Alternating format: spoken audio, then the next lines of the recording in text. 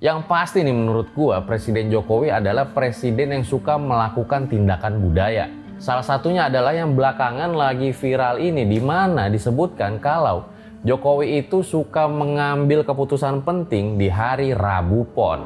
Jadi kita harus lebih paten lagi. Soalnya Raja Jawa ini kalau kita main-main celaka kita. Siapa sih sebenarnya sosok Raja Jawanya?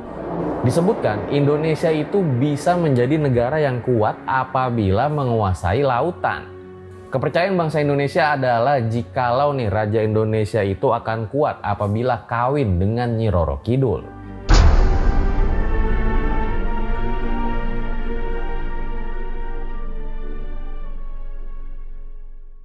Akhirnya DMJ kembali lagi guys bersama gua Fajar Aditya.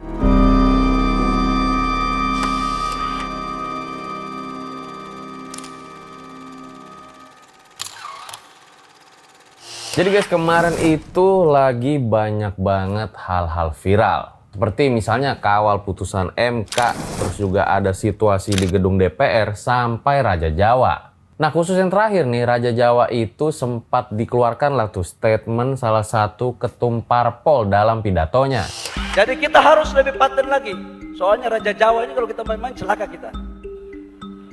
Saya mau kasih tahu aja, jangan coba-coba main-main di barang ini. Ini waduh ngeri-ngeri sedap barang ini, saya kasih tahu. Tapi hari ini gue nggak mau ikut berdebat kayak netizen siapa sih sebenarnya sosok Raja Jawanya, melainkan justru gue pengen bahas sejarah Raja-Raja Jawa. Apakah betul Raja Jawa terus pemimpin-pemimpin di Indonesia itu nggak boleh ke Kediri? Katanya kalau ke Kediri bisa lengser tuh jabatan sebelum masa jabatannya habis. Terus juga ternyata Raja-Raja Jawa, pemimpin di Indonesia itu katanya punya hubungan spiritual yang kuat. Atau nih punya hubungan khusus dengan Nyi Roro Kidul. Seperti apa kisah kali ini akan gue bahas lah sisi lain dari Raja-Raja Jawa atau pemimpin-pemimpin di Indonesia. Peringatan darurat, tonton videonya sampai habis baru kalian bisa simpulin.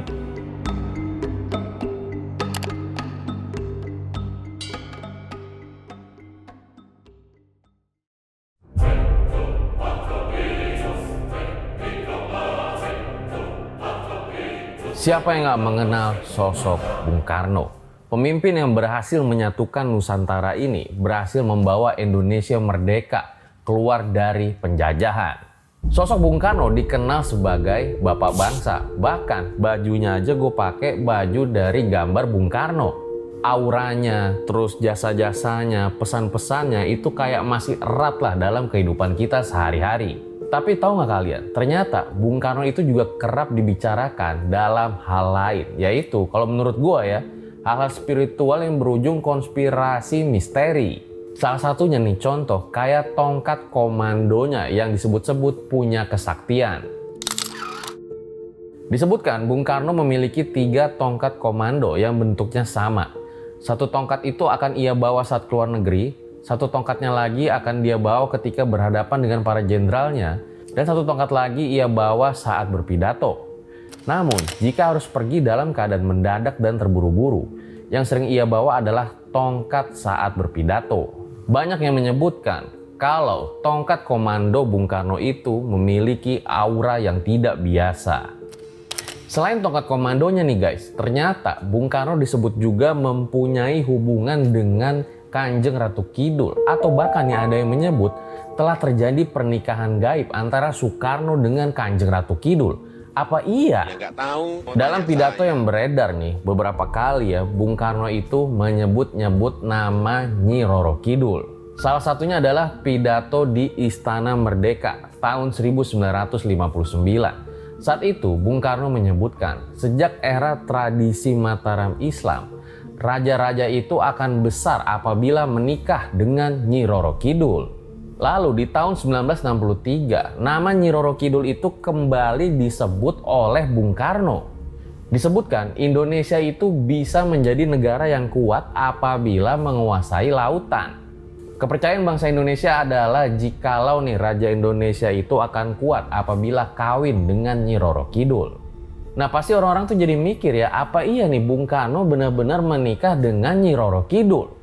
Tapi tentu ada juga orang yang mikir, oh jangan-jangan ini cuma makna simbolik doang. Maksudnya raja atau presiden itu akan kuat bila menikah dengan ratu penguasa pantai selatan, atau dalam hal ini maksudnya adalah lautan.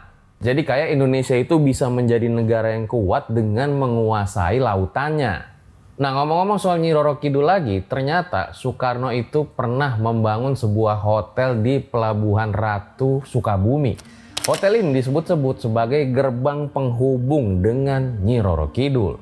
Menurut kabar yang beredar, Soekarno semasa hidupnya itu kerap mengunjungi kamar 308 di hotel tersebut. Di mana kamar itu memang udah didesain gitu ya, serba hijau-hijau, warna kesukaan dari Nyi Roro Kidul. Selain itu, di dalam kamar 308 juga terdapat lukisan Nyi Roro Kidul dan juga sesajen serta benda-benda pusaka lainnya. Tapi ya, dari sekian banyak tuh kejadian antara Soekarno dengan Nyi Roro Kidul, ya balik lagi kalau menurut gua, mitos tetaplah mitos. Belum ada tuh yang bisa membuktikan apa benar nih ada hubungan antara Soekarno dengan Nyi Roro Kidul. Kalau menurut kalian gimana? Komen di bawah.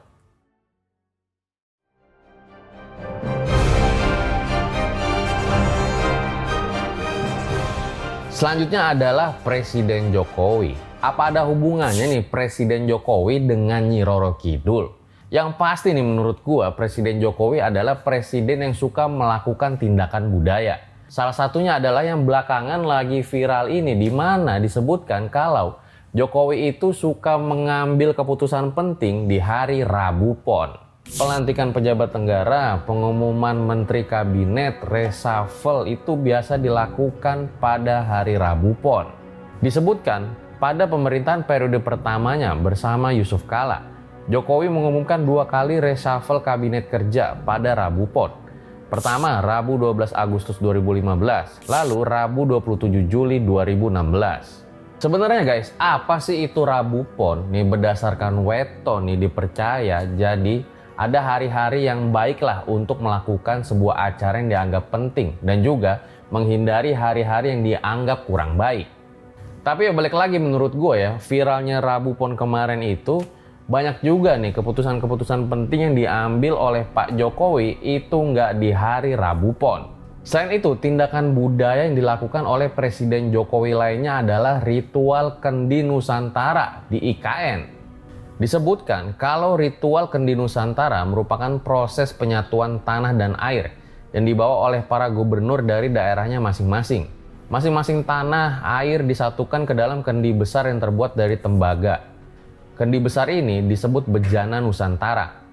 Proses penyatuan air dan tanah ke dalam Bejana Nusantara menjadi simbol pemersatuan 34 provinsi di Indonesia menjadi satu tanah air. Nah itu kan pemimpin-pemimpin Indonesia sekarang guys. Gimana ya kalau hubungan raja-raja Jawa dahulu dengan hal-hal gaib atau spiritual? Nah akan kita bahas nih.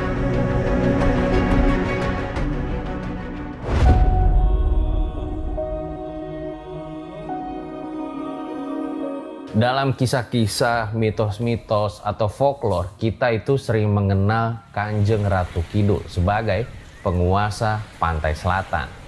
Ngomong-ngomong nih dari tadi, sosoknya tuh sering disebut. Gue ngerinya nanti malah muncul lagi. Kita mengetahui bahwa Raja Jawa itu disebutkan harus memiliki hubungan yang baik dengan Kanjeng Ratu Kidul. Atau nanti nih akibatnya kekuasaannya itu di Nusantara atau Indonesia tidak akan langgeng atau banyak masalah. Istilahnya nggak berjalan mulus lah. Nah Kanjeng Ratu Kidul selain disebut sebagai penguasa pantai selatan, ternyata disebut juga sebagai selir dari beberapa Raja Mataram. Hal ini mungkin berkaitan dengan kepercayaan kalau Laut Jawa itu mempunyai pengaruh yang besar bagi kerajaan Jawa. Bahkan ada kisah terkenal ya, Raja Mataram pertama Panembahan Senopati dengan Kanjeng Ratu Kidul. Panembahan Senopati disebutkan memiliki hubungan yang khusus dengan Kanjeng Ratu Kidul sebagai penguasa pantai selatan dan Eyang Petruk sebagai penguasa Gunung Merapi. Dalam Babat Tanah Jawi, Panembahan Senopati bertemu dengan Nyai Roro Kidul ketika ia sedang bertapa di pantai selatan untuk mencari ilmu kebatinan. Di istana Nyai Roro Kidul, Panembahan Senopati disuguhi dengan berbagai kemewahan dan juga kenikmatan. Ia juga mendapatkan ilmu gaib dan kesaktian dari Nyai Roro Kidul yang membantunya dalam menghadapi musuh-musuhnya. Nyai Roro Kidul juga akan berjanji selalu melindungi dan membantu Panembahan Senopati selama ia setia kepadanya. Namun ternyata guys, hubungan mereka itu berjalan tidak mulus nih. Nanti ada konflik-konflik yang terjadi ke depannya. Salah satunya adalah Kanjeng Ratu Kidul itu nggak setuju ya kalau Panembahan Senopati itu memiliki istri-istri lain selain dirinya. Sang Ratu Pantai Selatan itu marah dan cemburu ketika Panembahan Senopati itu menikahi istri-istri dari kerajaan lain ya untuk memperkuat aliansinya. Jadi kalau dulu tuh misalnya ada seorang raja menikahi putri dari kerajaan lain ya tentu untuk memperkuat kerajaannya itu guys. Ia bahkan pernah mencoba membunuh salah satu istri Panembahan Senopati yaitu Retno Dumila, putri dari Raja Madiun. Namun Retno Dumila berhasil selamat dengan bantuan Sunan Kalijaga, salah satu wali yang menjadi guru Panembahan Senopati. Yang kedua adalah Nyai Roro Kidul itu tidak setuju ya ketika Panembahan Senopati ingin memerintahkan pindah ibu kota tuh dari kota gede menuju ke Karta. Ia merasa bahwa udah cocok tuh kota gede sebagai pusat kerajaan, ngapain dipindah-pindah lagi, apalagi kota ini kan deket dengan pantai selatan, jadi mudah dijangkau lah olehnya. Saat itu mungkin ia juga khawatir ya kalau misalnya pindah ke Karta nih Panembahan Senopati itu nanti jadi lebih dekat dengan wali-wali Islam ya yang tentu pengaruhnya dia tuh akan jadi lebih berkurang saat itu. Tapi ternyata Panembahan Senopati itu tetap bersikeras untuk mewujudkan cita-citanya berdasarkan petunjuk dari para wali.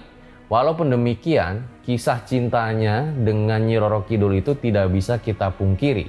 Walaupun juga ternyata Panembahan Senopati itu tidak bisa memenuhi semua tuntutan dari Nyi Roro Kidul. Nah dari sini pula lah nanti Kanjeng Ratu Kidul itu akan berjanji untuk terus membantu keturunan Raja-Raja Mataram termasuk raja berikut ini.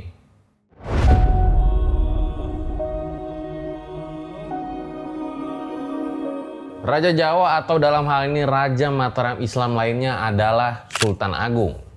Ada salah satu kisah yang menarik antara Sultan Agung dengan Nyi Roro Kidul yaitu dalam tarian Bedaya Semang. Disebutkan tari Bedaya Semang ini diperkenalkan oleh Sultan Hamengkubuwono II tahun 1792. Tarian ini mengisahkan pertemuan antara Sultan Agung dengan Kanjeng Ratu Kidul di mana kata semang itu berarti khawatir atau was-was. Menggambarkan keraguan hati Sultan Agung ketika melihat tarian dari Kanjeng Ratu Kidul. Dalam ceritanya, Kanjeng Ratu Kidul dan Sultan Agung bertemu di pantai yang merupakan perbatasan antara Kerajaan Mataram Islam dan Kerajaan Nyi Roro Kidul. Keduanya pun saling tertarik sehingga Sultan Agung mengikuti Ratu Kidul menuju istananya di dasar laut dan hidup bersama untuk sementara waktu. Akan tetapi disebutkan Sunan Kalijaga datang dan memberi nasihat kepada Sultan Agung bahwa Kanjeng Ratu Kidul sebenarnya bukan manusia karena kecantikannya yang abadi laksana bulan, terutama saat bulan purnama. Usut punya usut, pertemuan Sultan dengan Kanjeng Ratu Kidul ternyata terjadi pada malam bulan purnama yang menyebabkan Sultan Agung terpesona dengan kecantikan Ratu Kidul. Kemudian Sunan Kalijaga berusaha menyadarkan Sultan agar tetap udah fokus aja sama tugasnya, yaitu mengayomi rakyatnya. Karena rakyat udah terabaikan, karena sang Sultan itu sudah terpikat oleh Ratu Kidul. Hingga akhirnya Sultan Agung pun meninggalkan Kanjeng Ratu Kidul. Tapi ternyata sang penguasa Pantai Selatan itu juga udah berjanji terhadap Sultan Agung bahwa ketika nanti Mataram dalam bahaya, Kanjeng Ratu Kidul akan membantunya. Kalau kita flashback ke belakang nih guys, kekuasaan Mataram pada zaman Sultan Agung itu bisa dibilang mencapai puncak kejayaannya. Karena kerajaan Mataram itu mengalami kemajuan yang pesat dan juga hampir menguasai seluruh wilayah Jawa. Salah satu wilayah Jawa yang belum dikuasain adalah Jakarta atau Batavia yang saat itu memang sudah dikuasai oleh VOC. Walaupun kita tahu ya, 2 kali penyerangan dari Mataram terhadap VOC saat itu gagal dan kalah. Tapi walaupun gagal dan kalah, VOC itu juga mengalami kerugian yang sangat dahsyat kala itu. Bahkan tuh jenderalnya Jan Pieter Zoon-kun harus meninggal dunia ya, walau meninggalnya tuh karena sakit. Nah itu dia guys, kisah antara Sultan Agung dengan Nyi Roro Kidul. Gimana kalau menurut kalian? Kalau kalian punya kisah dengan Nyi Roro Kidul atau kisah-kisah yang berhubungan dengan keraton, boleh banget komen di bawah atau DM Instagram RJ aja atau IG gua. Siapa tahu bisa diundang jadi narasumber.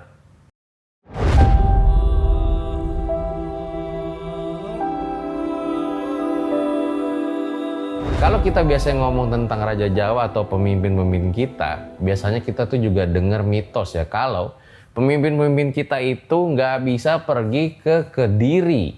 Karena katanya di situ ada mitos kalau pemimpin kita pergi atau menginjakan kakinya di Kediri, maka jabatannya itu akan lengser atau turun sebelum masa jabatannya habis. Apa iya?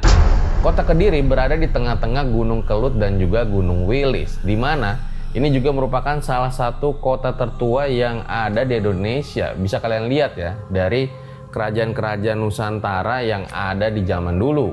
Siapa yang nggak kenal dengan Ramalan Jayabaya? Biasanya tuh kalau udah mau pilpres, pilkada, biasanya rame tuh tentang ramalan-ramalan Jayabaya. Dan siapa juga yang nggak pernah dengar tentang mitos bahwa pemimpin Indonesia itu katanya pamali kalau datang ke kota Kediri. Ternyata mitos ini memiliki hubungan dengan sejarah kerajaan yang ada di Kediri. Salah satu versi mengatakan mitos ini berawal dari zaman penguasa kerajaan Kalingga, yaitu Kartikeya Singha, suami dari Ratu Sima. Terlihat pada masa itu, Kartikeya menyusun kitab yang berisi tentang hukum pidana pertama di Nusantara, yang kemudian diberi nama Kalingga Dharma Sastra dan terdiri dari 119 pasal. Kartikeya Singha ini juga memberikan kutukan. Bagi siapa nih nanti pemimpin yang pergi ke kota Kediri dan dia tidak suci, maka dia akan jatuh. Nah, dari sinilah tuh dipercaya nantinya mitos tersebut sampai ke pemimpin-pemimpin kita tuh bila berkunjung ke kota Kediri. Presiden Soekarno pernah berkunjung ke Kediri tahun 1965, hingga ia pun turun dari tahta tidak lama setelah peristiwa G30 SPKI. Begitupun juga dengan Presiden Habibie, tahun 99 dia meresmikan pabrik gula di Kediri dan tidak lama digantikan oleh Gus Dur. Tapi balik lagi guys, mitos ya tetap mitos kalau menurut gua, nggak bisa dibuktikan karena Presiden SBY aja juga udah 2 kali tuh ke kota Kediri dan nggak ada masalah tuh, maksudnya SBY itu selesai masa jabatannya sesuai dengan yang sudah ditentukan sebelumnya. Nah, gimana kalau menurut kalian?